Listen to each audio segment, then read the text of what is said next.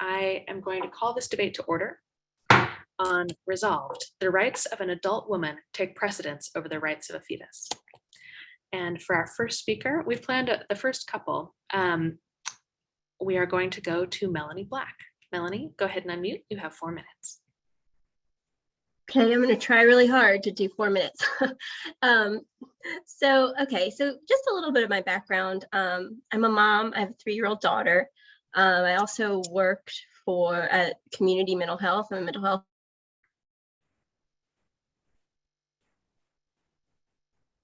Frozen. Yes, we always love Zoom at these moments. There we go. Maybe. We're at risk for homes. I saw a lot of poverty, and so that kind of is affecting some of my my experience as well. I grew up in rural Virginia, and most of my family is kind of on both sides of this. I actually just had an amazing conversation with my sister-in-law, who feels very, very strongly that life and spirit starts immediately upon conception, and we had a really good talk. So anyway, I had a really hard time with this. I feel like, and she and I, we were talking too, there's no good choice in this when we frame the debate this way. Everyone loses. It's not good. Somebody's going to hurt. Somebody's going to suffer. And that's very, very frustrating. I sit, in my happy, stable life where I'm married and have a small child, and I try to sit and embody, if I found out I was pregnant tomorrow in this circumstance, yes, I think of that as my child immediately. And I envision their future and all of these things. I can also sit there and think about, what if I was raped, and sit here and embody that experience and the trauma of that. And my mind goes completely to a different place. And that's such a hard thing to hold both of those thoughts and both of those concepts at once. I recognize that, but the world is a complicated place, and I feel like there's going to be tragic, difficult circumstances where we have to allow this to be legal. I also come at it from a stance of, I am very thankful that in our country we have this separation of church and state, that we have these agreed upon value, that no particular religion can have a religious view that becomes part of the legal standard that we insert on everyone without agreement. I think we bring that to the moral conversation, but we can't make that decision by ourselves. I don't want somebody to do that to me either, right? So it's kind of like, if I went across the street and murdered my neighbor, we've all agreed that's murder. Like, that's something that non-religious, all religions within our culture, we've decided that legally we are going to uphold that as our standard.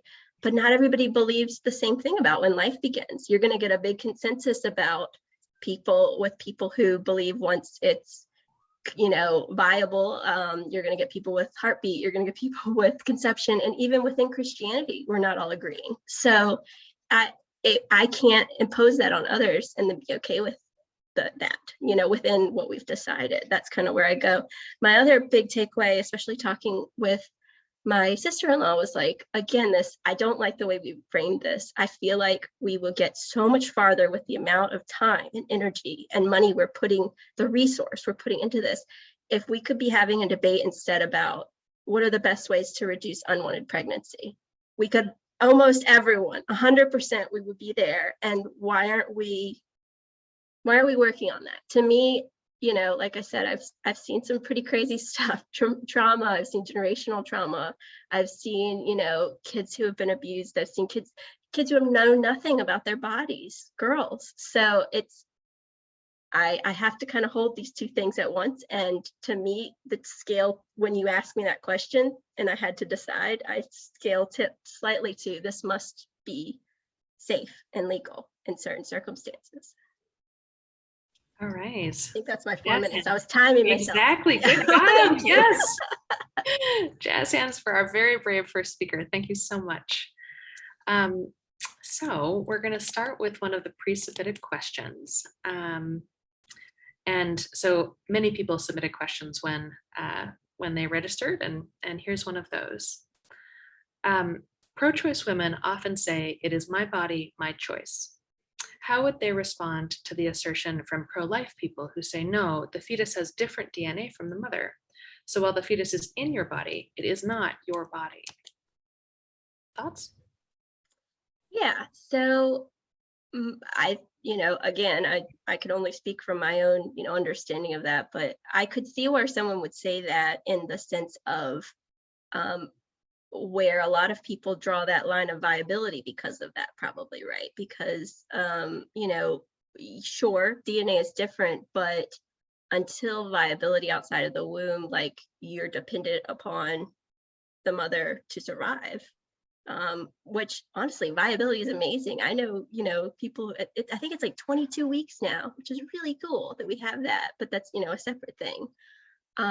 So that would be my guess is why people would, go to that point. The other piece of that could also be often I'm feeling like there's going to be a big pushback from, someone who's pro-choice when they feel like,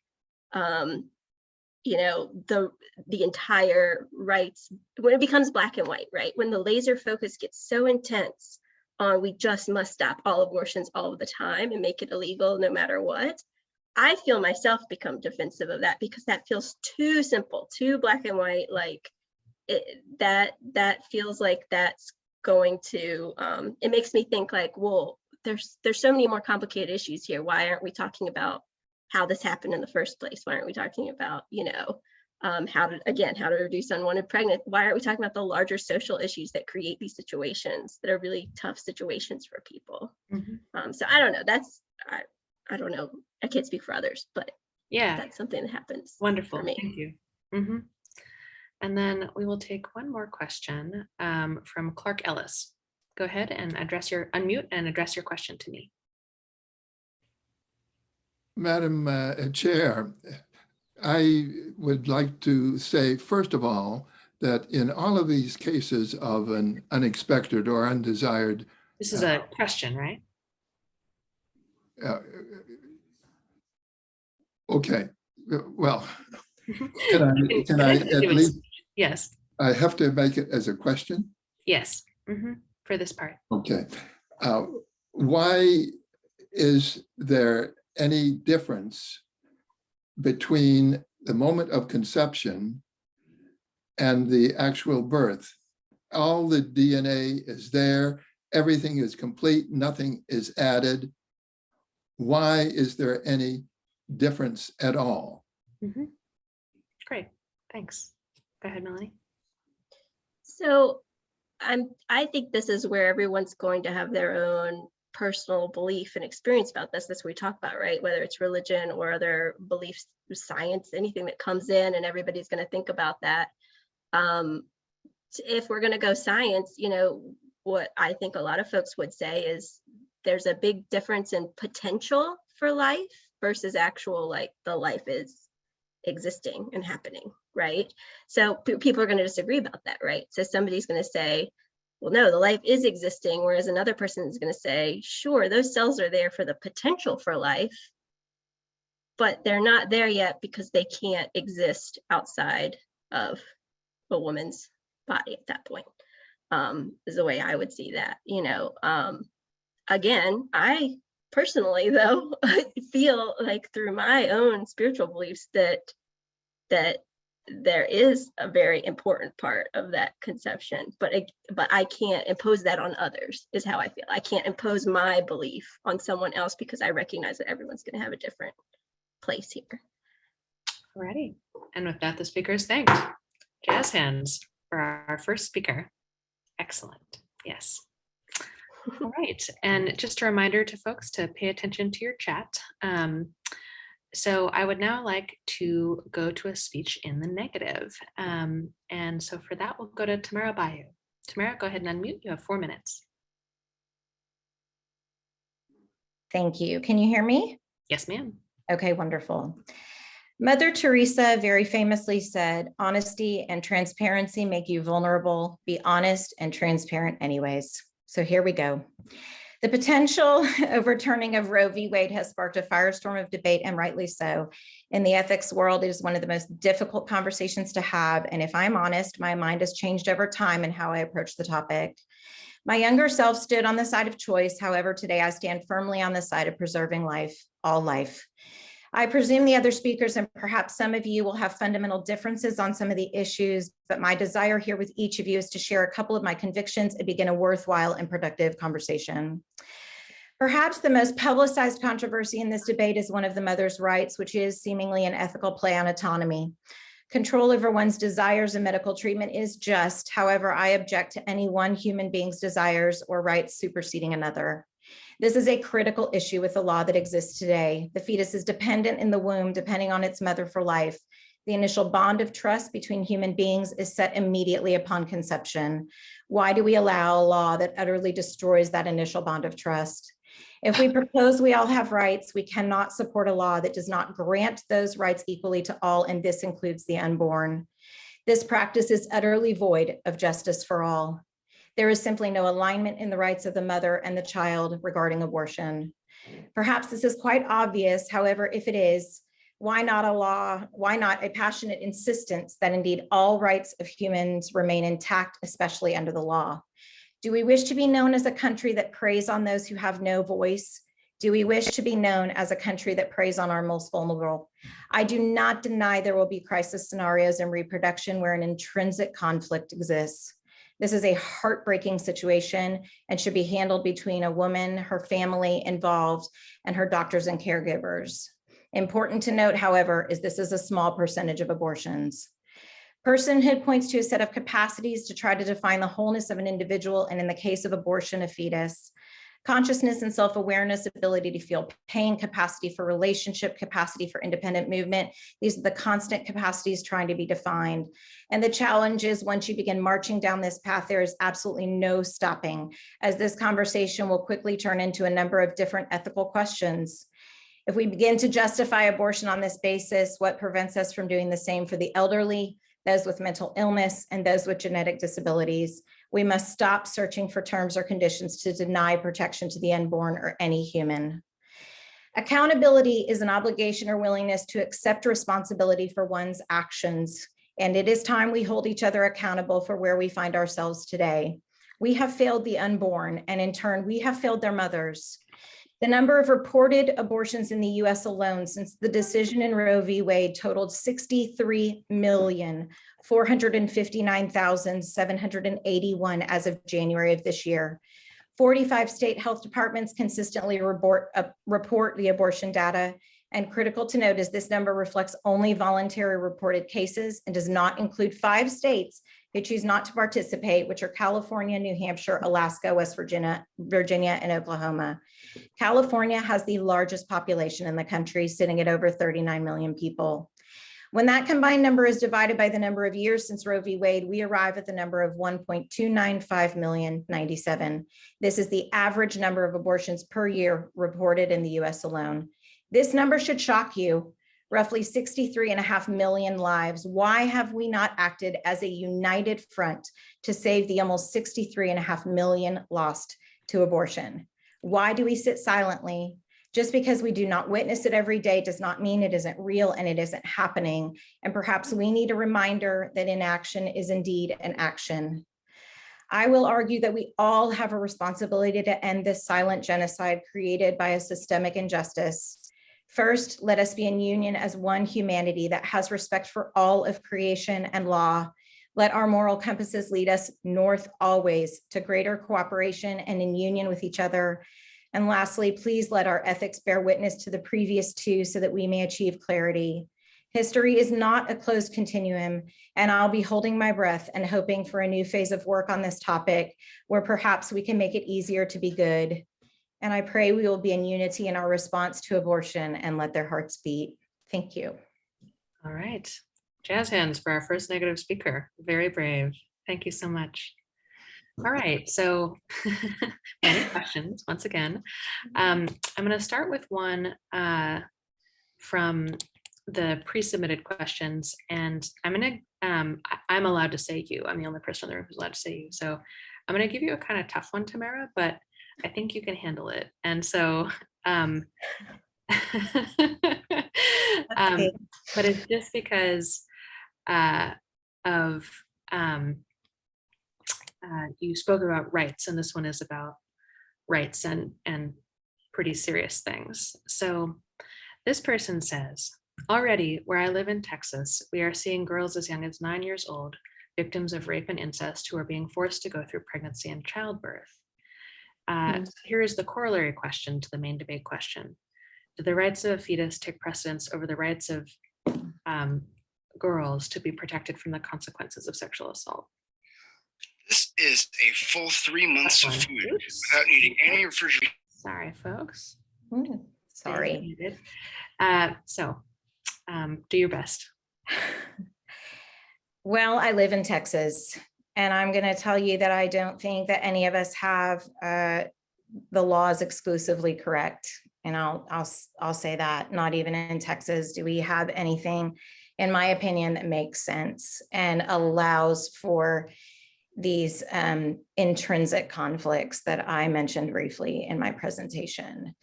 I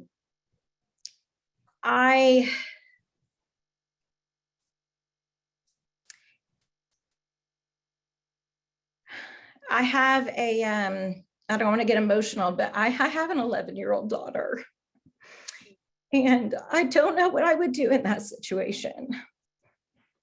And that's just me being totally transparent and truthful. And I am a very devout Catholic woman. And I have been raised a certain way.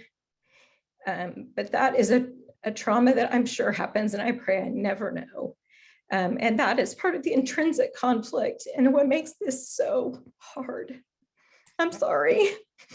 I didn't want to get emotional, but that's just real for me. I have a daughter, and she's that age, and I don't know how I would react to that. I don't know how I would feel. I would want to protect her, and I don't know what that means.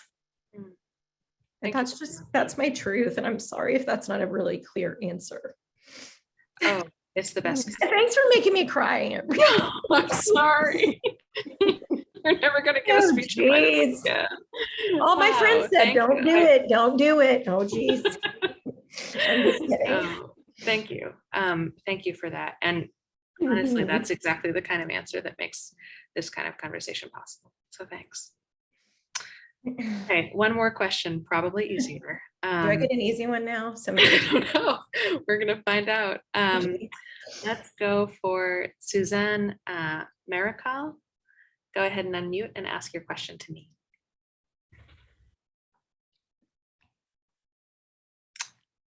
Suzanne, I think you need to unmute. There you go. I think there is a lot of gray area in this debate, and I don't think This is a question, right? Yeah, and I don't think most people have really thought through all the possibilities of it. If a fetus is a human at 22 weeks, the mother is definitely a human. If the fetus's presence is a threat to the mother's health or life, doesn't she have a right to self-defense? All right. I mean, this is similar, not similar. It's obviously a different scenario, but yes, there's gray here, right? This is where we, rights, in my personal opinion, should align. Right? The law should align for everybody's rights. And I do believe, I fundamentally believe that that at conception, we are dealing with a human soul and a human being. That is my fundamental religious belief. And I live in that. But again, we are presenting a situation where there is an intrinsic conflict of those rights. And I do believe there is gray, of course. And I believe there are many women in that situation where their life is at risk they would risk their life for the life of their child. And And there are some that wouldn't. And I don't believe in that situation. I think that the family needs to be involved and caretakers need to be involved. And that's one of those things that we do have to talk about. And we have to make some decisions on how we're going to handle these kinds of things. I mean, I'll say again, I don't think that these are the majority of the abortions that we are dealing with, but regardless, it is something that has to be talked about. And I believe that if we can start a new path of conversation, which is what I am really hopeful for, and that this is the start of that, and this is so hard. But I mean, I want to be a part of a group of people that can sit and talk together and decide morally, ethically, theologically, if that's important to you, where we can help people draw lines so that people can be better. I mean, just so that it's easier for us to be good. But 63.5 million deaths is not okay. It's not okay. And I understand there's gray. And I think that what this conversation is doing for us is allowing us a new path forward to talk about where the black and white is and pull in the gray where it exists. Right now, I think there's far too much gray and not enough black and white. And that's why we need to go back to where we started, and we need to start over. And it's time for that. We've had so many developments in science. We've had developments socially. Okay, thank you. Awesome. All right, and with that, the speaker is thanked. Jazz hands, extra jazz hands for our very brave first negative. Yes, thank you. All right, we will now go to a speech in the affirmative. And for that, I'm going to go to Alex Wessenfels. I want to learn your name, but I don't have it yet. In any case, Wessenfels. Okay, great. You have 4 minutes. Go ahead.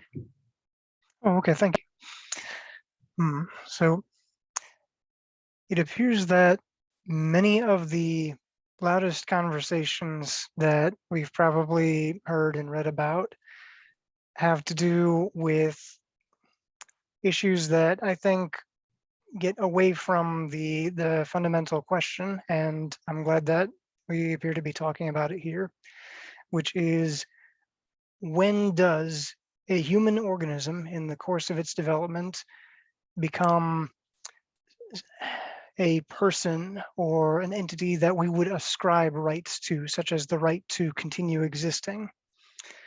And I feel that many of the people on the one side who oppose abortion define it as, from the very beginning, that we ascribe the right to continue existing. And people who support abortion, maybe not everyone here, but often when I read about people, the loudest voices tend to sidestep the question. And I think that it is disappointing, because I think that we can actually answer that question. I think that I would ascribe the rights of a person to an entity that has an intelligent consciousness. And as far as I know, the brain is the seat of consciousness. And so I would say that at least we could draw a good line before a brain has developed, or maybe when the brain is on the order of a mouse, because we don't ascribe rights to mice. Well, there are people who are working for animal rights, but that's a separate question. So I would say that from a secular standpoint, consciousness is how we decide to grant human rights to humans, and we don't grant many of the same rights to animals. I would hope that if we ever discover intelligent life, we would not say, oh, it is not human, therefore it has no rights. So clearly something other than it is human is what we use to decide what has rights and what doesn't. And so I think that we should definitely prevent the slippery slope, because I very much respect what the previous speaker was referring to with suddenly deciding what humans can and can't have the right to exist. I think that society would go to very bad places if we we did not draw some kind of very distinct line. I just think that that line can be drawn somewhere after conception and still have things be safe. And I'm certainly open to criticism on these points. I just feel like intellectual honesty is the best policy for figuring all of this out. Thank you.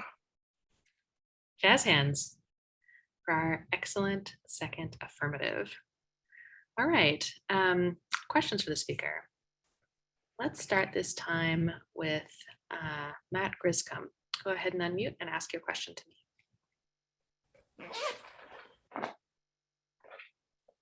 Thank you, Madam Chair. Thank you, Alex. So my question is this: would you differentiate between differentiate between viability and the development of the human brain? Okay. That is a good question. I don't actually necessarily see that viability comes into it. I would say, if we were to consider the situation of conjoined twins, it may be impossible to separate them, but they are certainly both people. They have developed into people through their experiences. And so I don't necessarily see that viability is relevant to the question. I do think that a brain would also need to absorb some information in order to develop a consciousness. I do understand that that process may start before birth in the form of hearing sounds. But yeah, I would only look at brain development and other physiological signs of where the consciousness may be housed, if that makes sense. Right, great. For our second question, let's go to Patricia Caddis. Go ahead and unmute, ask your question to me. Hello, I'm Patricia. My question is for Alex and anyone, but Alex being the speaker. If Roe v. Wade is overturned, it would be a law restricting one gender in our society. It would be aimed at women only. Are you aware of any laws on the books that restrict men's rights? Okay. Go ahead, Mr. Wessenfels. Okay, this goes in a very different direction. Let's see. So my understanding was that if Roe v. Wade is overturned, then each state individually must decide through its own political process what happens, what is allowed and what is not allowed. I realize that there are very different impacts for different people in different situations here. But from an ethical standpoint, I think that if one group of people has the ability to carry offspring and thereby also to obtain an abortion, if only one gender can actually undergo that process, then it seems kind of incidental, because the question is that process a good process? And to clarify, I do support the right to have an abortion, at least before significant brain development. So I guess I'm not quite sure of the reasoning behind the question, at least directed at me. Okay. All right. And with that, the speaker is thanked.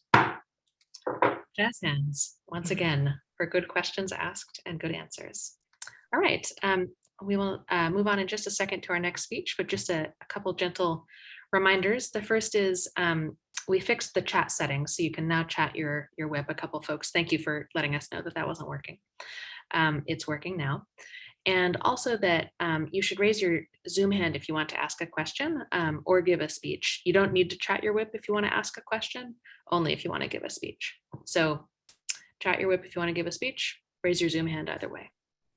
Okay, so we're gonna go for, move on to another speech in the negative. And like I said, we have the first few plans, so we're still in that zone for right now. And so we're gonna go to Amy Murphy. Amy, go ahead and unmute. You have 4 minutes. Hello, I'm Amy Murphy. I'm the founder of Rehumanize International, a secular and nonpartisan human rights organization dedicated to bringing an end to all forms of aggressive violence against human beings through foundational education, respectful discourse, and thought-provoking action.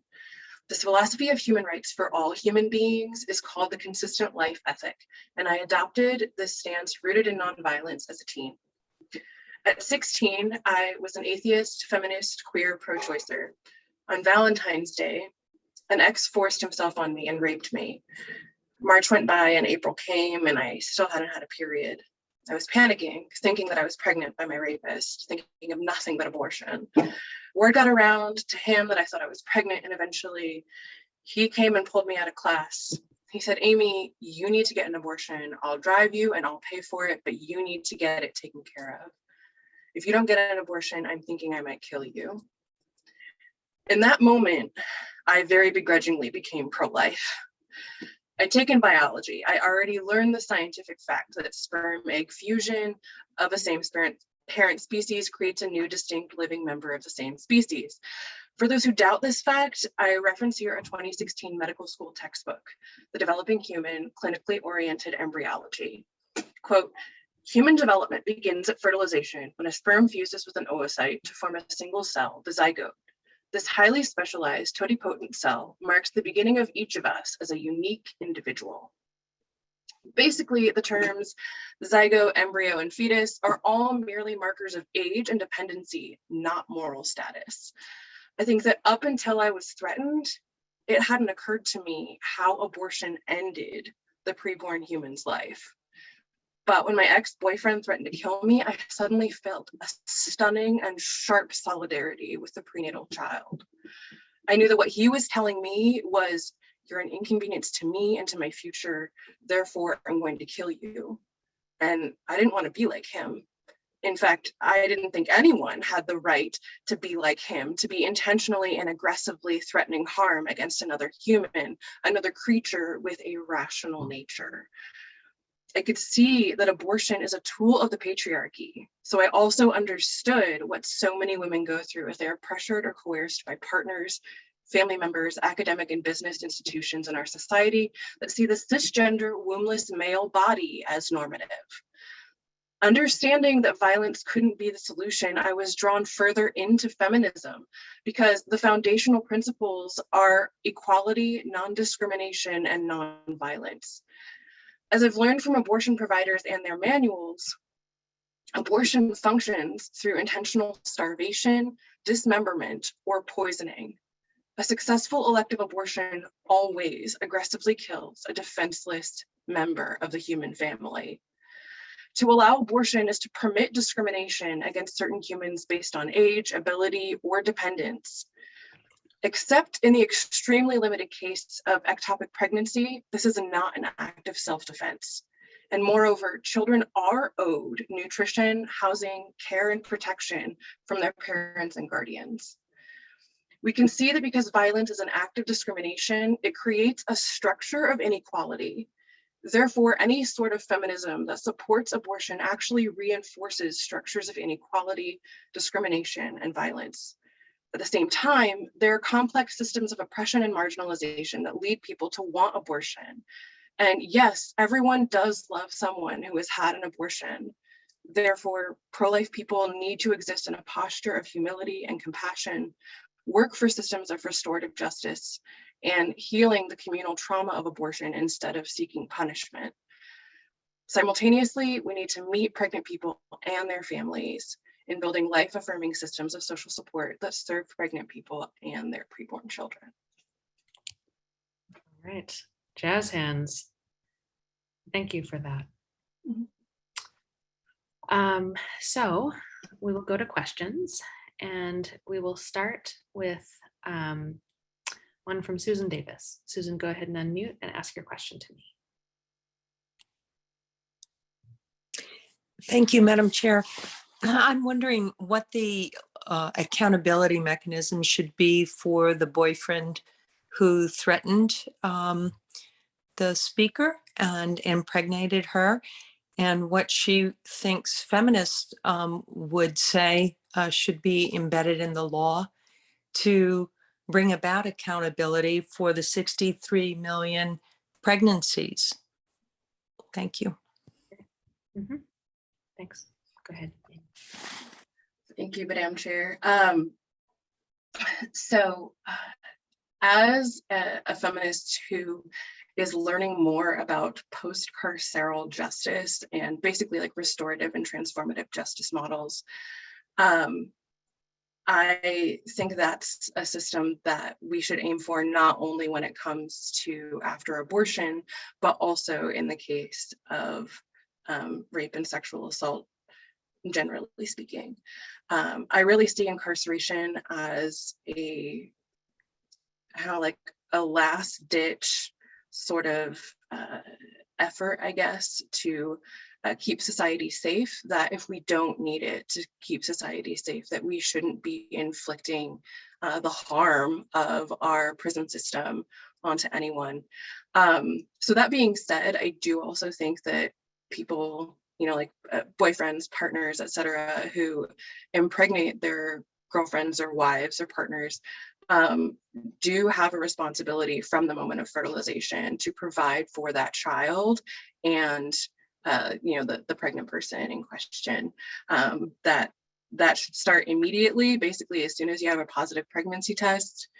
If parentage is easily known, that is something that should start immediately. And if it can't start immediately because of unknown parentage, then it should be retroactive from the moment when paternity can be determined. All right, and one more question. We'll go with Robert Drysdale. Go ahead and unmute and ask your question to me. Thank you, Madam Chair. The speaker has asserted that because at fertilization, everything is there and things are just developing from there, that means that humanity as well as life begins then. A large number of people have become pregnant via in vitro fertilization, where a number of eggs are extracted from the mother. They're all fertilized. Some of them are implanted, the rest are disposed of. Does this make in vitro fertilization and should that be outlawed? Should it be banned? Because you're destroying fertilized eggs. Good. Are those human beings? I think that's an excellent question, Robert. Thank you. I actually have like a whole section on this in my forthcoming book, Rehumanize, and it's on embryo destruction, basically understanding that in vitro fertilization does create unique living human beings who, it's actually like this really fun scientific fact: for the first 14 days, embryos don't even need to be implanted. They can live, they have a sort of like viability for those first 14 days and don't depend on anyone else at that time, which is kind of cool. But it does lead us to this question where, is there a way to ethically perform in vitro fertilization? I think hypothetically speaking, if you don't create any extra embryos, that it could still be listed. I still have muddy questions about it because I think it still kind of functions as a commoditization of the child, basically treating the child as like a good or commodity to be bought or sold or created or deleted or edited based on the parents' desires. And children aren't the property of their parents. And I think that, that really gets at the central question in IVF. A lot of the leftover children, embryos that are left over from IVF procedures are then donated to scientific laboratories where they're then experimented on. And in case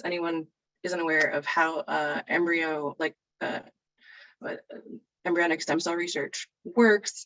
The blastocyst, little circle, and then there's right, it's like I have a picture, I have a diagram, I don't have it with me, but the blastocyst is a little circle, and the outer edge of cells, the way that they're arranged, becomes like the amniotic sac, and there is an inner cell mass, also known as the ICM, inside that becomes the child's body. Basically, all their organs, etc., like all their internal organs, etc., is in the ICM. The ICM is what's extracted to be experimented on, basically stealing all the embryo's body parts. So they die through the process. So yes, I do believe that like embryonic stem cell research should definitely be outlawed. I also think that the destruction or discarding of embryos by IVF facilities should also be ended. All right. And with that, the speaker is thanked. Jazz hands. Absolutely. Yes. Very good. All right. So there are a whole lot of folks who want to speak. And so I'm going to start holding questions to 30 seconds to ask and 1 minute to answer, just to warn you all in advance. And for the moment, we're going to shift to a speech in the affirmative. And I think we will go to, well, the Zoom name is Dan and Lori. I don't know whether it's Dan or Lori, but go ahead. Well, it's a shared story, actually, and it's a story that takes place in 1986, but is still very emotional to tell. Dan and I had a 2-year-old, and we were pregnant with our second child, and we were ecstatic. And we were ecstatic, but I felt something going on with this pregnancy. I just kept feeling a sensation, like kind of a pulling down. I can't describe it other than this kind of pulling down feeling. For those of you who have been pregnant, it was all along the feeling like you have when you're experiencing Braxton Hicks contractions at the end of your pregnancy, like you could deliver at any moment.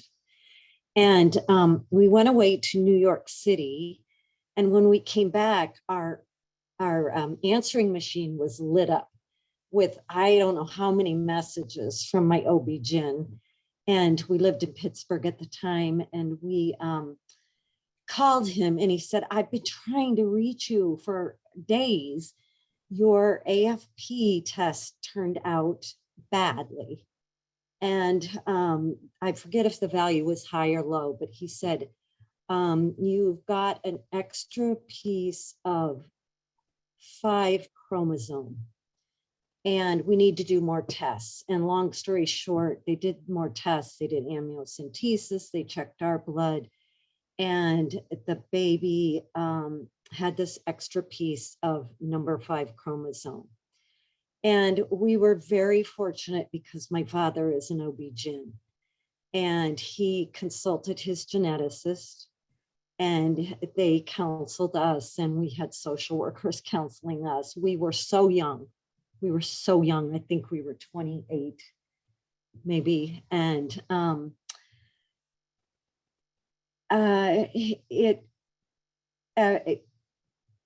the long and short of it is that the lower the count, the number, the worse off it is for the baby. So Down syndrome is 21 chromosome.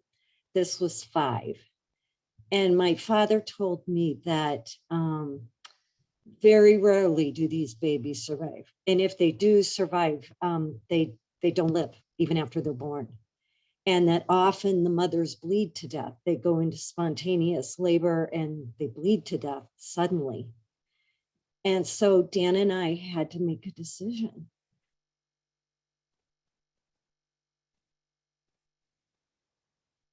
And it was really the most difficult decision we've ever had to make in our lives.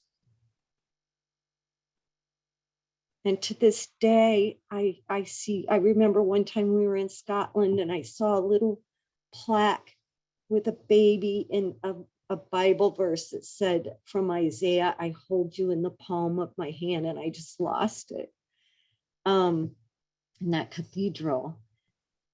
But my question for you is, for all of you is, should government be making these decisions since there are gray areas? Or do we trust women to make these decisions in conjunction with their doctors? Because every case is so very different, and we all have such different views. So that's the question I put to you tonight. All right. Wow. Thank you for that.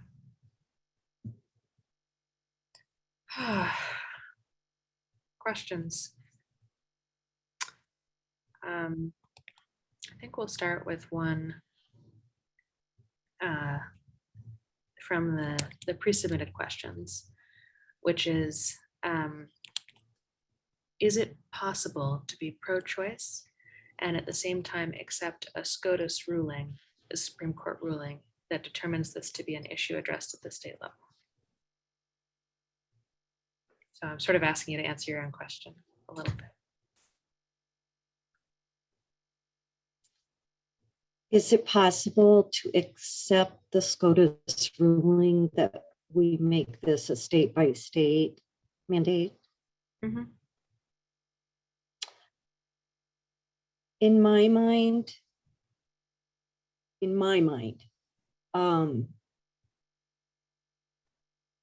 that does say to me that government will make the decision, because there are obviously states that will mandate that women aren't going to make that decision. Whereas with Roe v. Wade, we already have, women basically have the right to work in conjunction with their doctors to make that decision. Whereas if it goes to the states, I mean, my dad, we were having this decision about even ectopic pregnancies. Ectopic pregnancies are when the egg gets lodged in the fallopian tube rather than in the uterus. And a mother can die when that egg gets lodged in the fallopian tube.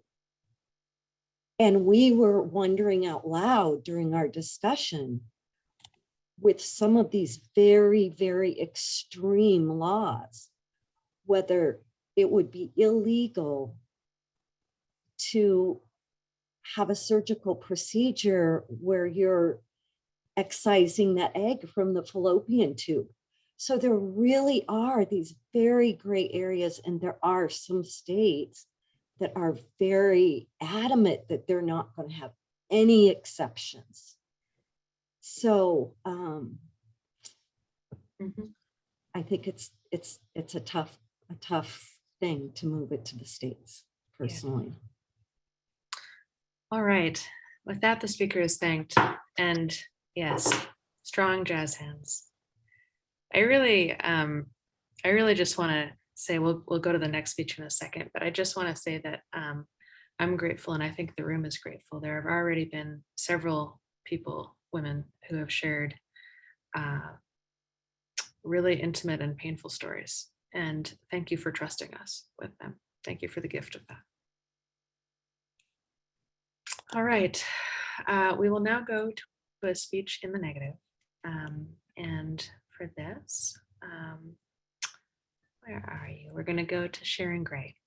Go ahead and unmute. You have 4 minutes. All right, thank you. Can you hear me? Mm-hmm. All right, Madam Chair, first, I want to start by saying that my heart goes out to women who find themselves unexpectedly pregnant and who find themselves in challenging pregnancies. And I just want to put that out there at the very beginning. I experienced an unplanned pregnancy back in 1979 when I was at college at the University of Missouri, Kansas City. That was before people could go buy home pregnancy tests. So I drove to the local Planned Parenthood to confirm what I already suspected. When they returned with the test results and saw that I was not too happy about them, they suggested I speak with one of their counselors. I naively agreed. The counselor led by explaining that I had three choices: have an abortion, and I remember specifically she led with that option, place the child for adoption, or raise the child myself. She referred to the embryo fetus. An embryo stage goes through the first 10 weeks, and I was roughly 11 weeks long, growing inside of me as a mass of cells and a blob of tissue. I had aced biology in high school and clept out of biology in college, but I was still allowing myself to think of the one growing inside me as a blastocyst, the size of a pencil dot, a stage long past by the time a woman knows that she's pregnant. I asked for pictures of gestational development, and she explained that they didn't have any. I want to pause here to say that I believe Planned Parenthood is now required by law to provide information and pictures of gestational development if a woman requests it. She pointed out that it made sense to have an appointment for an abortion, as the window during which they could perform them was rapidly closing. After all, she said, I could always cancel the appointment. So I walked into Planned Parenthood as a pro-life woman, not sure she was even pregnant, and I walked out with an appointment for an abortion. Thankfully, the person who gave me the most helpful advice was my stepmother, an OB/GYN pro-choice nurse. She said, you know how I feel about abortion, meaning that she was pro-choice. But I know you, Sharon, and I know you could never live with yourself if you had an abortion. She then opened her nursing books and showed me pictures of what the fetus looked like. Far from being a mass of cells or a blob of tissue, he had all of his organs, his fingers and toes, a heart that was beating, and brain waves. I went back to Kansas City and got ready to pick up the phone to call and cancel the appointment. But for a brief moment, the thought flew through my head, this is going to inconvenience them. They have the appointment made and everything. As quickly as that thought flew through my head, I realized how ridiculous it was. They wanted to kill my child growing inside me, and I was worried about inconveniencing them.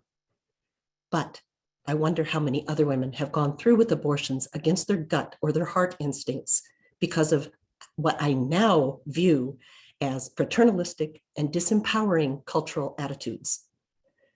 My wonderful son and two grandchildren are here because I stood up to those who felt that abortion was the best choice in my situation. I want to put in a plug for Birthright, a pregnancy resource center that helped me immensely during those 9 months. My opposition to the resolution stems from my strong belief that with abortion so readily available, society has neglected to support women in their childbearing and child rearing. It has normalized the need to end a pregnancy in order to carry on with one's life. A woman should not have to choose between her job, her schooling, and the life of her offspring.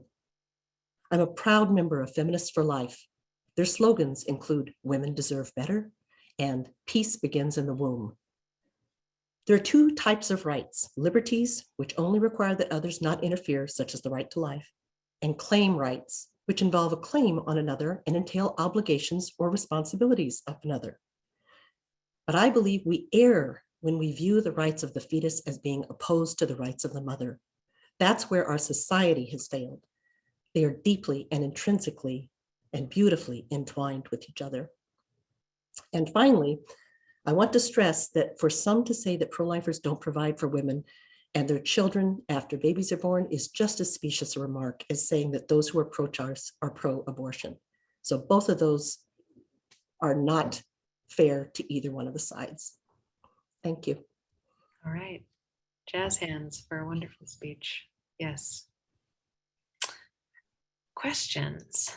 I think we'll start with one of the pre-submitted ones. This person wants to know if the speaker can imagine a place of compromise with abortion being legal up until 15 weeks and therefore thereafter only for extreme situations, for example, without worrying about a slippery slope. I will go out on a very, thank you, Madam Chair. I will go out on a very strong limb and say, no, I have no room for compromise. I believe, as does Amy Murphy and let's see, Tamara, that we are talking about the start of a human being. And I believe also very strongly that the only time in history when we have chosen to strip the label of person or human from an organism that is clearly a human organism is when we've wanted to do it harm. That's in the case of Native American rights, and that's in the case of slavery, and that is now in the case of abortion. All right. Thank you. So we'll take one more question from Andrew Hume. Go ahead and unmute and ask your question to me. So when we compare, gosh, I don't know quite how to say this. When we compare the rights of a fetus to that of the mother, does the, I guess you've already addressed this, does the viability of the fetus weigh into anything at all, or is the life of the mother considered to be paramount to that of the fetus? All right. I would answer, if that's addressed to me, Madam Chair, that I feel that both lives are important. And I think that there are times, and I think most people in the pro-life movement who would agree with me, that in the instance where the fetus survival means that the woman's health and life are in danger, most believe that that is the one instance where you try to save the fetus, but if you can't, you want to save the woman. Now, that though is so incredibly rare. And again, I come back to, it's not a matter of consciousness. It's not a matter of development. It's not a matter of viability. It is a matter of the humanness of that entity that I feel defines its need to be protected. All right. With that, the speaker is thanked. Jazz hands for another wonderful set of stories and questions. Thank you. Okay, we will now, so in case anyone was wondering, we are done with our pre-planned speeches, and I'm just pulling from the folks who have chatted to their whips. So go ahead and just a reminder to do that if you want to speak. And we have quite a few folks who want to speak. So I'm going to shorten speeches now to 3 minutes, and we'll go from there. So we're going to start with the 3-minute speech section with Tracy Bartella. Tracy, go ahead and unmute, and you have 3 minutes. Hi there. I just want to speak from the perspective of that girl in high school getting the positive pregnancy test, and choosing to have an abortion. It is emotional, really emotional, but I don't regret that decision. I think bringing a life into the world is one of the most enormous responsibilities that anyone can accept. And that the debate about rights, a woman's right to choose, I couldn't even vote. I wasn't even a legal adult. And I knew that I could not take care of a child. I wasn't ready financially, emotionally. I didn't have the self-awareness to make sure I was using birth control. I can't be responsible for another human being. And my boyfriend at the time, he was on the same page. We were kids, and I speak from the perspective, I hope you're stereotypical, high school girl who gets knocked up. If I had kept that child, I graduated second in my class and would have given my salutatorian speech 6 months pregnant. I would have started college at an Ivy League university, missing freshman orientation to deliver a baby. That was my future. And that's what I was thinking about at that time. My hopes, my dreams, the good I was going to do in the world. And I couldn't give that up for a potential to life that I wasn't ready for. And that we know outcomes are not good for single high school mothers. We know outcomes are not good for babies born in families that just don't have resources to take care of them. So just then and now looking back, it's a decision that I would make that same decision again. And then I also do feel, and shout out to the folks on the other side, that life is sacred and that I don't know when it begins. I'm married now. I'm choosing to have children now. I've actually had 2 miscarriages and I'm pregnant now again. And it's the most beautiful thing to want to create life and to be ready for that responsibility, to have the self-awareness, the emotional control, the ability to help, to be ready to guide a human in their development. And I think that really means something. And if we restrict abortion, regardless of our feelings on it, we're going to be creating situations for people where that potential for life is limited because the care won't be there, because the resources won't be there. And I would love a world where we don't have abortion, but I think abortions are actually a way to get there. If in my situation, it's allowing me to start a family when I'm ready. If it's allowing me to be financially secure before I have children, then I can hopefully guide my little ones to not be in a situation where they need abortions. And unfortunately, for some points of view, I think abortion is a tool for us to get to a more empowered future in that way. Woo. I think that's, thank you. Yes, thank you. Thank you for the gift. We'll do one question, and Michelle Carr, you've been patient. You can go ahead and unmute and ask your question to me. Oh, okay, a question. I was really thinking of making, okay. If you want to give a speech, that's okay too. Okay, thank you. I'll have a whip chat to you. Yes, thank you. Cindy Philkill, is yours a question? Yeah, okay. Go ahead and unmute and ask your question to me. Madam Chair, I felt the heartfelt feelings of the last person who spoke. But I'm also curious, she talked about not being self-aware when she was young and in this pregnancy situation. And so I was wondering what would have helped her to be more self-aware during that time, so she might have been able to choose a possible birth control method, so she wouldn't have gotten pregnant in the first place. All right. Very personal. If you're open to that, Tracy, go ahead. If you're open to that, yeah. If you don't want to answer that. Not inappropriate, it's just, yeah. No, that's, it is a great question. And I think a lot of it comes down to my relationship with my mom. Sex wasn't something we talked about. When I got my period, I told her and she bought me pads and that was it. We didn't have that open dialogue. So I was learning about sex from friends, from TV, from movies. And I felt all of those pressures to fit in, that, to be cool, you have to have a boyfriend. And then also you're young, you have hormones, you do have desire. And I had no language to talk about that, no frame of reference. And it was just wasn't a good situation. So, and I was smart, like I said, I did very well in school, and there's still this whole other component of development that wasn't there.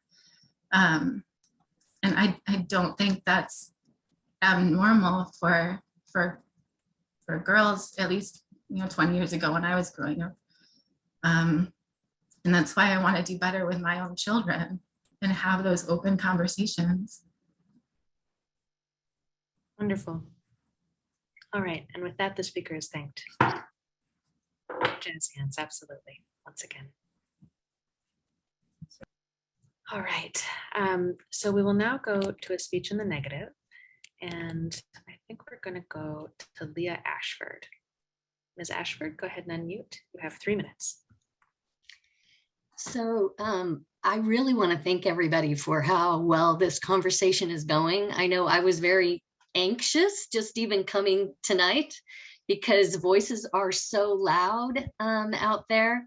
And my speech is more along the lines of, because of that loudness, certainly on social media and some of the memes and different things I see from the pro-choice side against the pro-life side, I feel like I wanted to clarify some things I see as myths about those who are pro-life that seem to indicate all we care about is the fetus and don't care about anything else that has to do with women.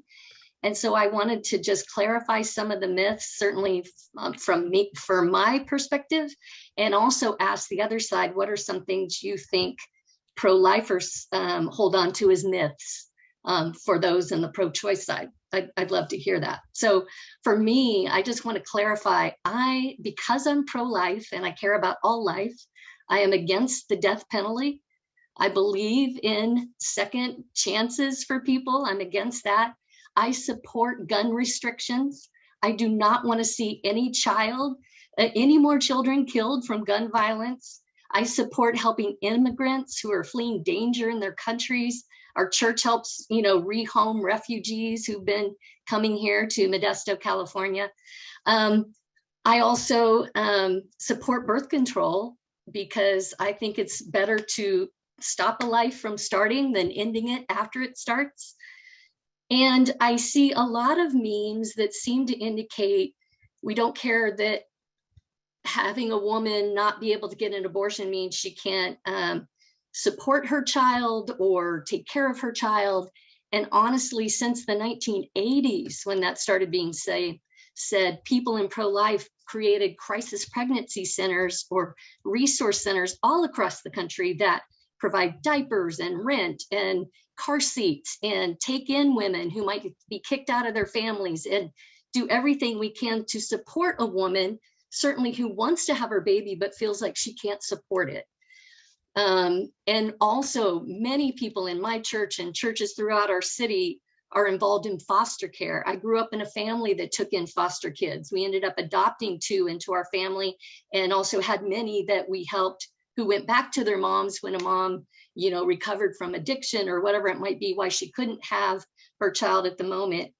All of those things are happening with people in pro-life. They are doing everything they can to support and help women so that if they would want to have a baby but feel they don't have that option, we can help provide to make that possible. But the other thing I want to say is I don't support vilifying or hating anyone who sees this differently than I do, or vilifying anybody who's had an abortion. Absolutely not. And I agree with, I think it was Melanie who spoke in the beginning.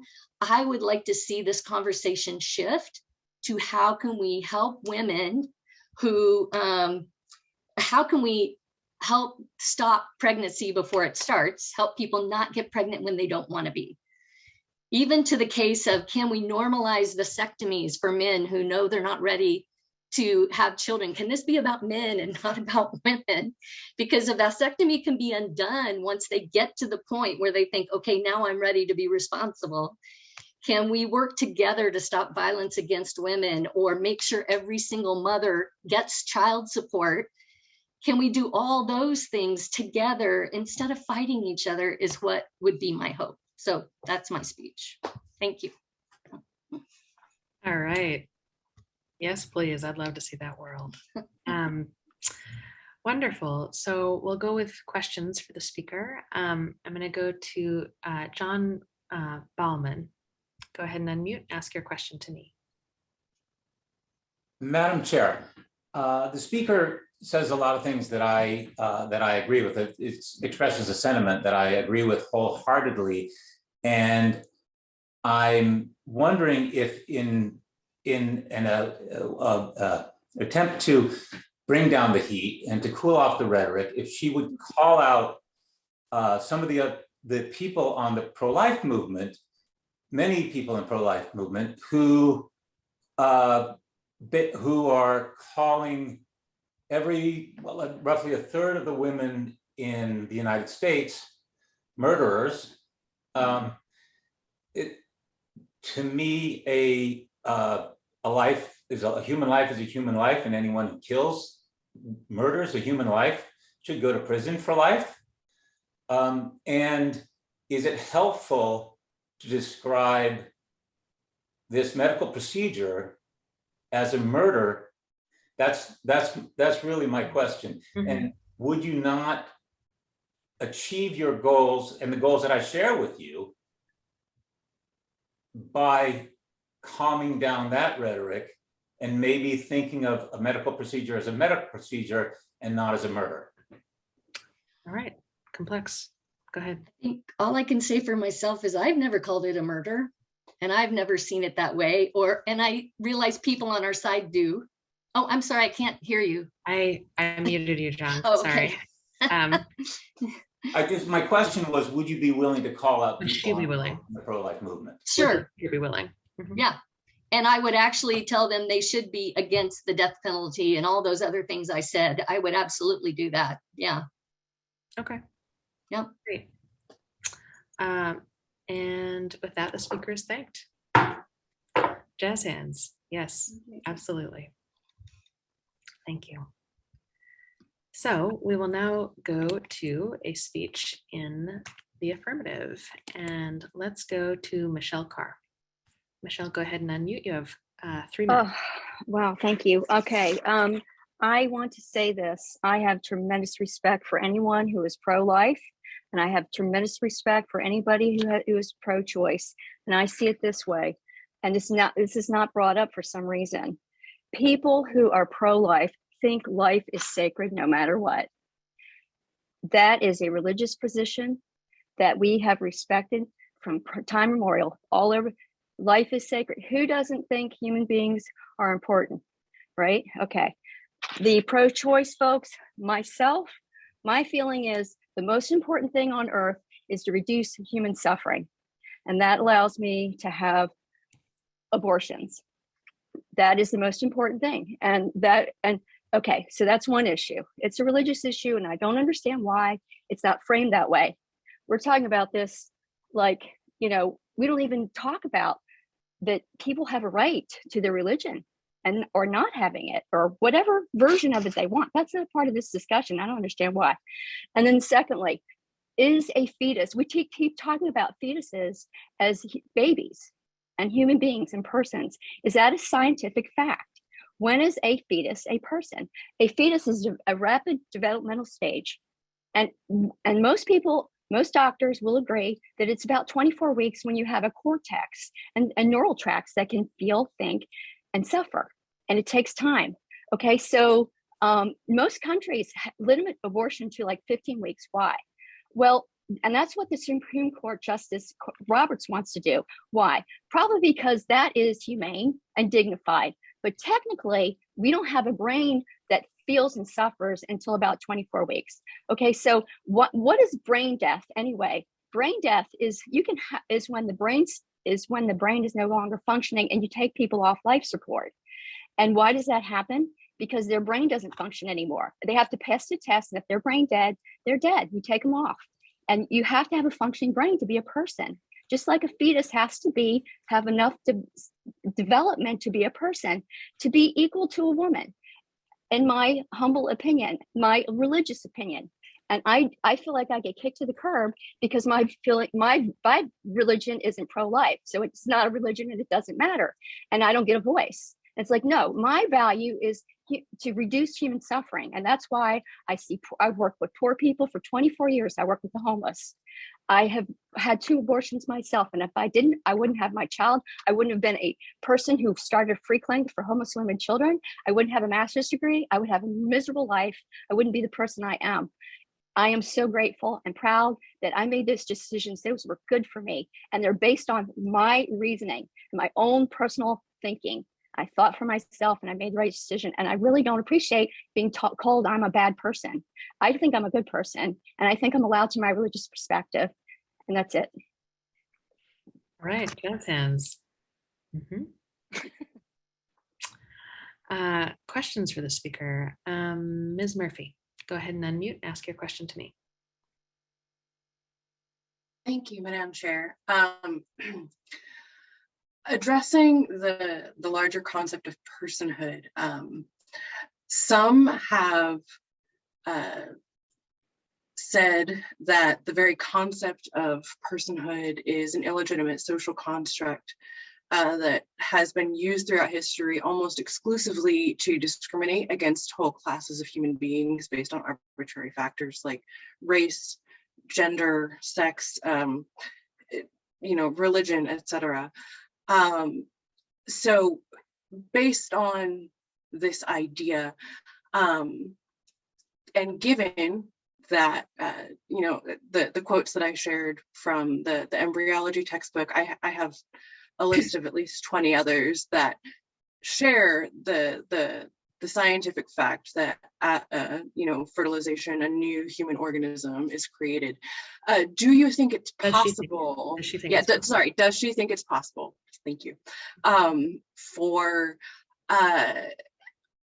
For there to be a class of human non-persons, like living human beings, but who are not persons.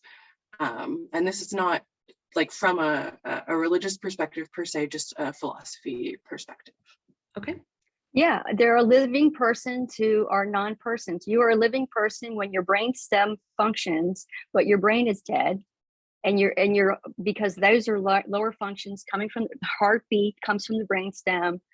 You are living, but you won't have any meaningful life. You can't function. So you will be taken off of life. I am a nurse. You will be taken off of life support. You are no longer a person. You're not the person you were. You have no future, and you're not considered viable. And so I understand you don't want to discriminate against anyone. Nobody wants discrimination. If you don't want to discriminate against a fetus, if you value that life, don't have an abortion. But my point is that for some of us, we don't think that the life is so sacred fertilization, conception, that's a person, a human being, until you've got a functional brain and a cortex that's thinking. And so that's a different religious position. Suffering is the most important thing, and I should be allowed that freedom. And nobody's discussed. And brain death is a very scientific, factual thing. Whether you're a person can be defined by science and law. We've decided what that is. But at the fetal level, we haven't, because it's hard to say exactly. But we pretty much agree it's 24 weeks when you've got a cortex that functions, that thinks and feels, is when we're thinking. Most likely, actually, probably more like 29 weeks. But 15 weeks to me is reasonable. Most people have abortions. 93% of people have abortions by 93% have them by 13 weeks because of those pills. Only 21 weeks, only 1% have them after 21 weeks. So I think 15 weeks is reasonable, personally. With that, the speaker is thanked. Jazz hands. Yes, absolutely. So you'll notice I'm taking somewhat fewer questions. It's just because we're coming close to the end of our time, and I want to get as many voices in as possible. So we'll now shift to a speech in the negative from Sharon Reynolds. Also, as is, I think, true perhaps for you, Sharon, and is welcome from others, if you're not sort of strongly in the affirmative, the negative, you're still welcome to speak. Just check. Well, thank you. Thank you, Madam Chair. Go for it. 3 minutes. I have all kinds of opinions because it's a very complex issue. And the main thing I think is that we need to give counseling and support to women who are considering an abortion and help them decide. And the thing that I'm hearing, most of it is opinion. And I don't think laws should be made based on opinion. The only fact I know about is that the DNA of the embryo is separate and distinct from that of the mother.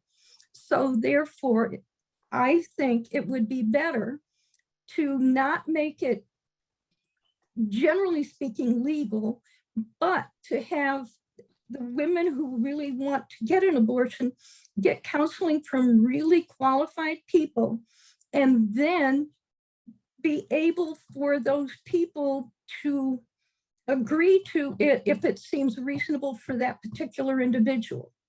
My personal opinion is that the soul enters the fetus at the time the mother first feels life. But it's an opinion. I've got good reasons in my mind, but there's no way to prove it.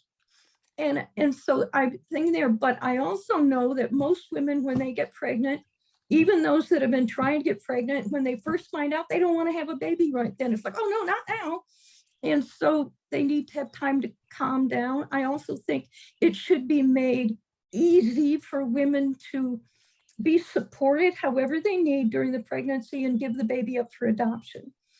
Women who sign papers when they're pregnant for adoption are not allowed to see the baby or hold it after birth, because they know often if they do that, they won't give it up.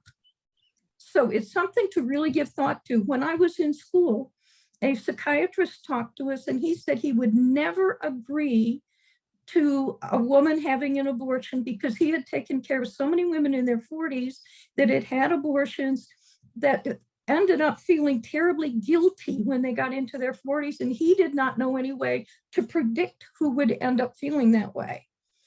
And we know that when abortion was not legal, which was true way back when, it did not stop women from getting abortions, but they often got them from people that were not skilled. They didn't have sterile environments.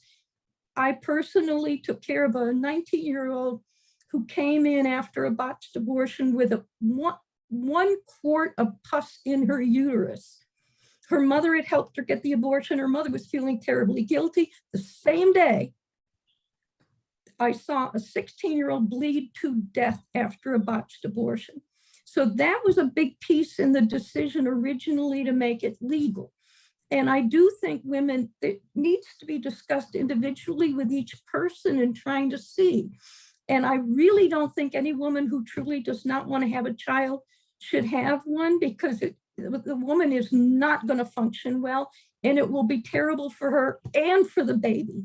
The child should never be forced to grow up with a mother who does not want it. So it's just a complex thing. It's hard for me to say it ought to be this way or that way, but I do think it really needs to be something where individual women receive really good counseling to help them figure out what's best and not make a decision quickly and so forth. And I'll shut up. Jazz hands. Yep, absolutely. I'm going to go ahead and we're going to skip questions because I want to get another couple speeches in and we're real short on time. So with that, the speaker is thanked. Jazz hands for a wonderfully nuanced speech. All right. So we're now going to, I think we have time for two more. And so for the affirmative speech, let's go to Karen Kashansky. Go ahead and unmute. You have 2 minutes if you can manage it. Great. Thank you very much. Thank you, all of you, for your words. I really appreciate it. The thing that I would like, in the same way that I forget who it was, Michelle was talking about that religion isn't really spoken to.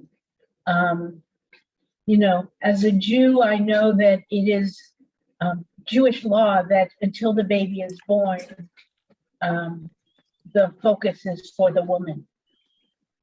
But as a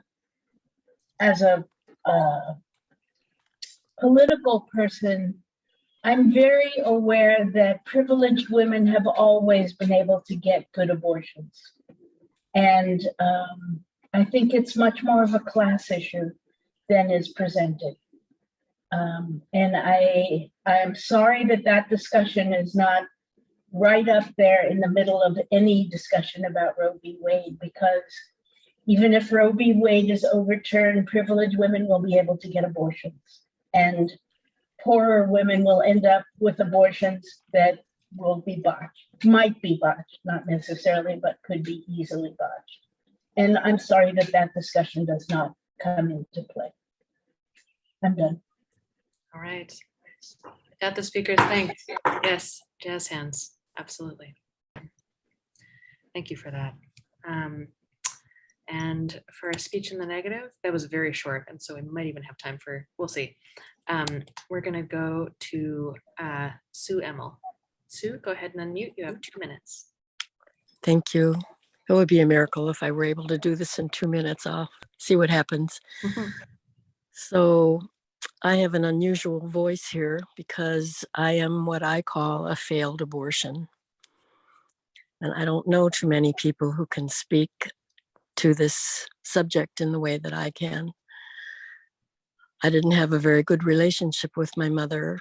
In fact, it was hard for her to be in the same room with me.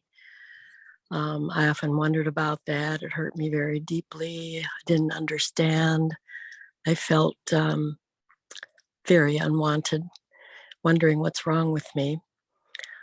When I was in my 40s, I began to study Ayurveda, a system of health from India. And my teacher told me that I should talk to my mother about some issues I might have that might have been prenatal.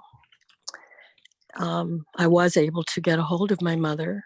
She left the family when I was 13, but I did have contact with her on occasion. So I called her. And for the first time, actually, in my entire life, we had a conversation that was actually very open to each other. Maybe because I wasn't coming from a place of blame or shame or guilt or fault on either one of our parts, but a clinical question of, did anything happen? I'm studying Ayurveda, and my teacher asked me to call you and ask if there anything happened while you were pregnant with me, because I have issues with my nervous system. And she said, well, yes. She said, I tried to have an abortion with you 3 times. She said it was nothing personal, obviously. She didn't even know me. But she says, I was planning on leaving your father. I had 1 child already. This was in 1940. So at that time, abortions were not even something people discussed. She said she tried to have the abortion herself the first time, and the second time, neither one worked. So she talked to somebody and they led her to a backstreet doctor who, by the time she got to him, said, you're too far along. I wouldn't do this. So she was forced to have me. And I felt forced, frankly, to be in a womb and in a life that, believe it or not, I didn't want any more than she wanted. So I have to speak to the reality that, hello, there is consciousness. I was very conscious in my mother's womb that this was not a safe place to be. This was not a desirable place to be. If I could have spoken to her, I could have said, what makes you think I want to be in your womb any more than you want me to be in your womb? But here we are.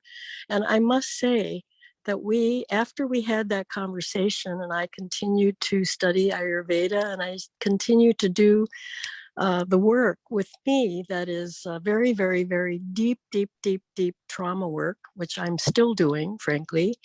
But we went on to have an incredibly wonderful relationship, I must say. I had to do an incredible amount of healing.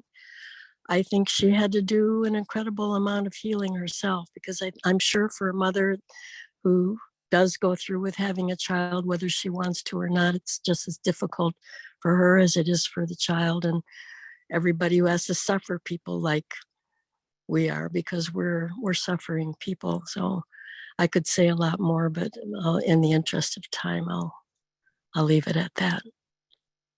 Thank you. Yeah, jazz hands. And with that, the speaker is thanked. All right, folks. We're going to go ahead just for reasons of time and close the debate and do our debrief, which is actually part of it, so don't leave. But I do just want to do the formal close, and so I'd like someone to unmute and say, I move we adjourn. Move we adjourn. And someone say second. Second. Thank you. All right, with that, we are adjourned formally. And so, yeah, first of all, a huge round of jazz hands for us, for what we've just done, for everybody in this room. Yeah, lots of them. So what we're going to do now is just, it's an important sort of final piece to this. And it's where we try to answer two questions. One is, what did you learn tonight? And the other is, what did you enjoy?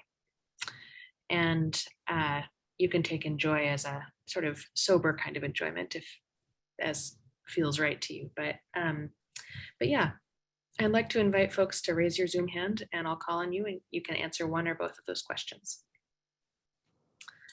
Patricia Caddis, go ahead. Thank you, Madam Speaker.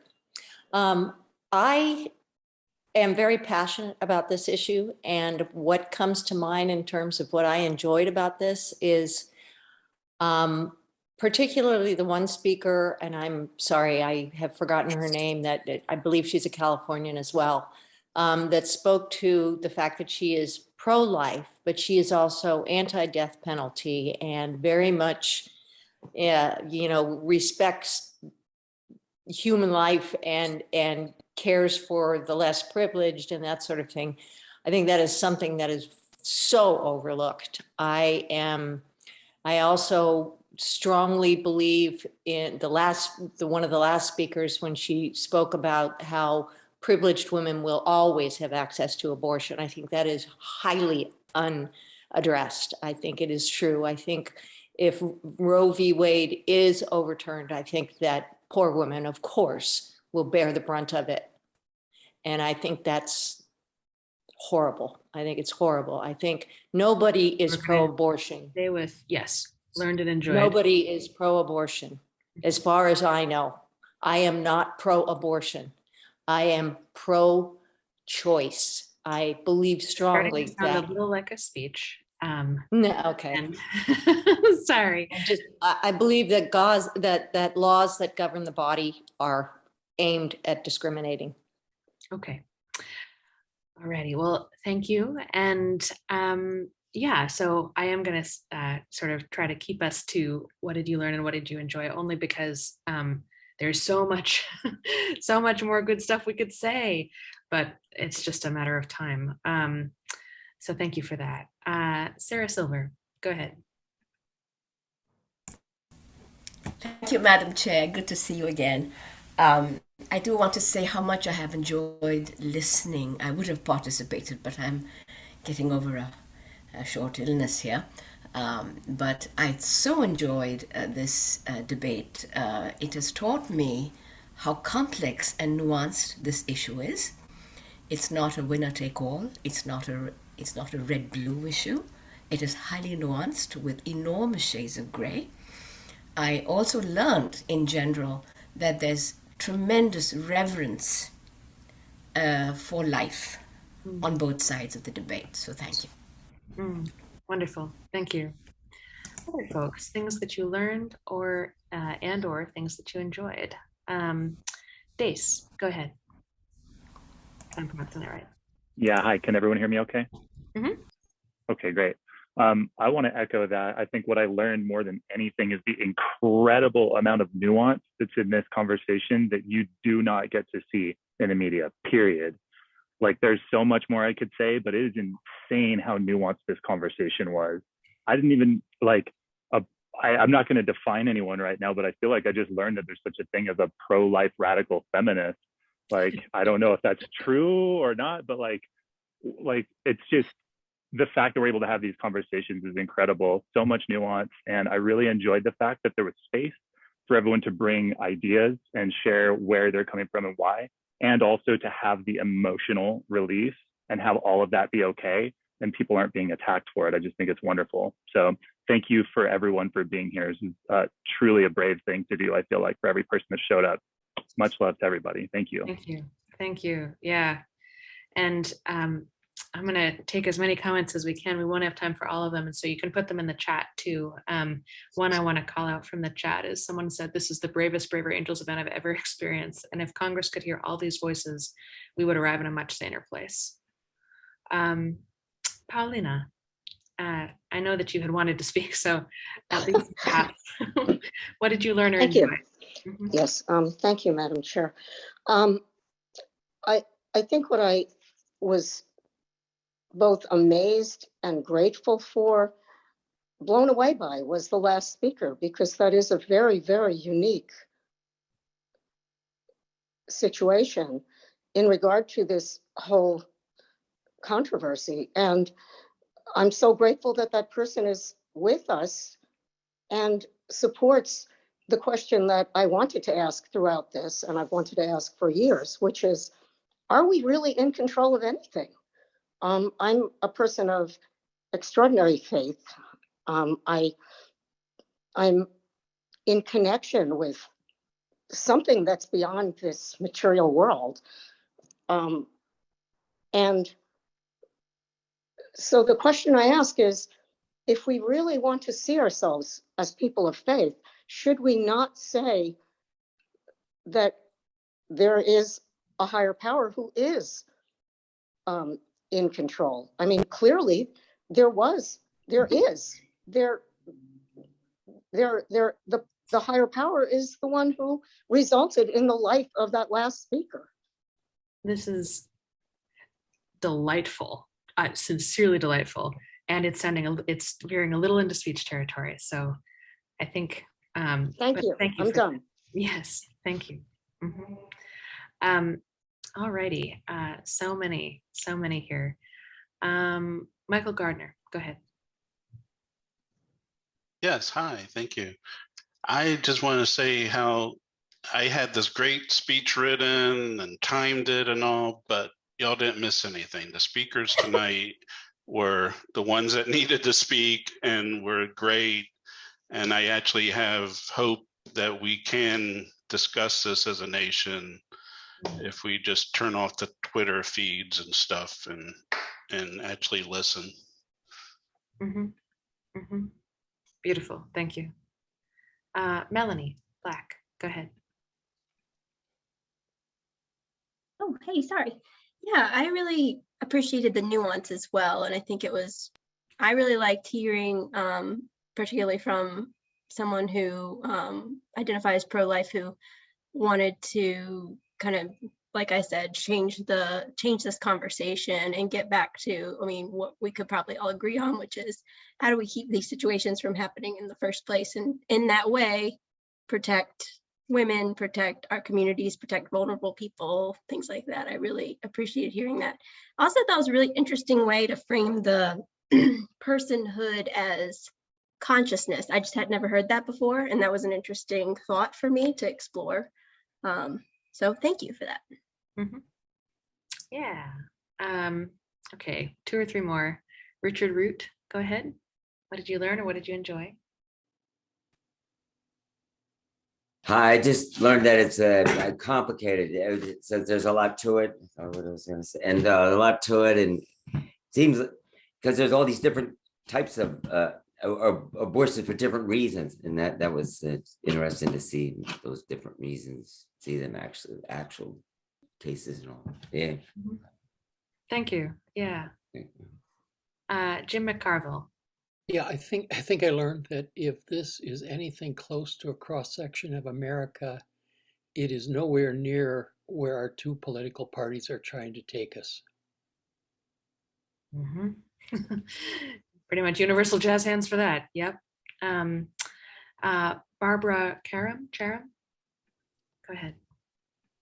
Yeah, I really thought the focus or the diversity and humaneness of all was what I really learned and appreciated greatly. And enjoyment-wise, the focus on women together, looking for men's responsibility in such things as vasectomies or other kinds of focus on more equity there, I thought was really a fresh thought, and I appreciated and enjoyed that a lot. Thanks, Dahl. Yes, absolutely. And we are 3 minutes from the top of the hour, so I'm gonna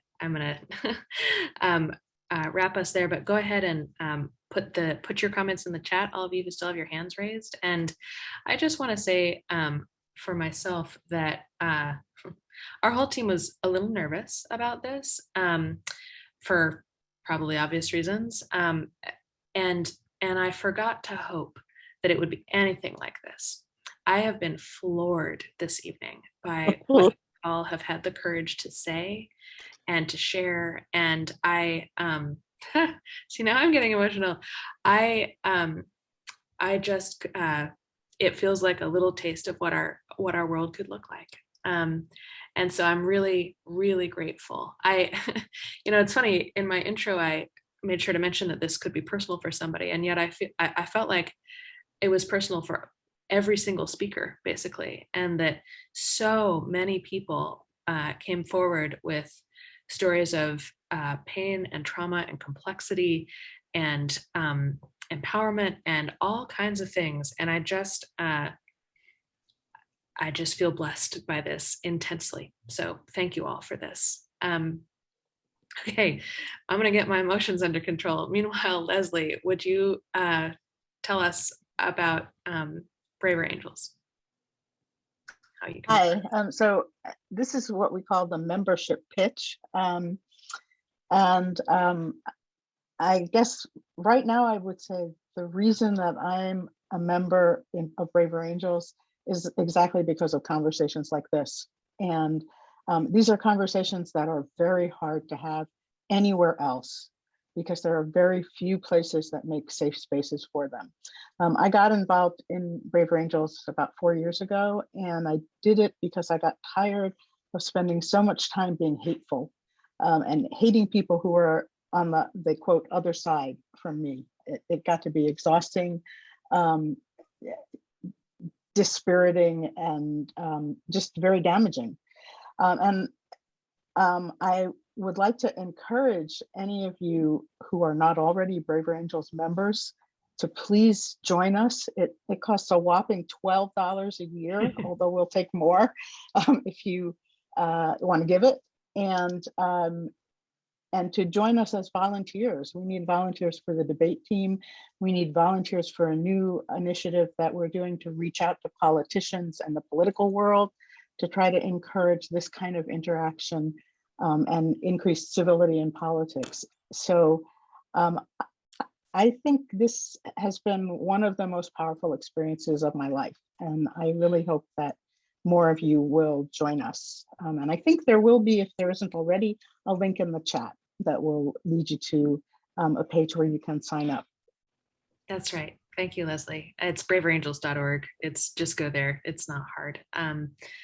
And yeah, for those of you who have been asking if there's a recording, there will be a recording. We'll send it out soon. It usually takes a week or so for us to get it, trimmed and made correctly, but we will send that out, and it'll go up on YouTube. And I like the ideas that we should send it to Congress.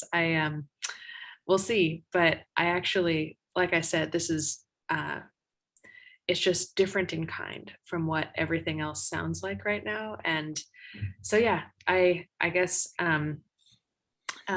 also there's a common ground workshop on this topic that you can sign up for if you're interested as a possible follow-up to this. I know some folks have asked about other follow-up steps. And if you're not part of your local alliance, you can also meet people in person. So lots of good options.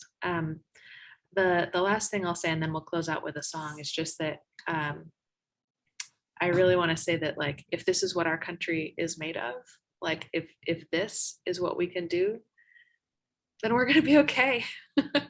And we'll make it through this summer and through the conversations to come. And so just once again, thank you everybody for being part of this.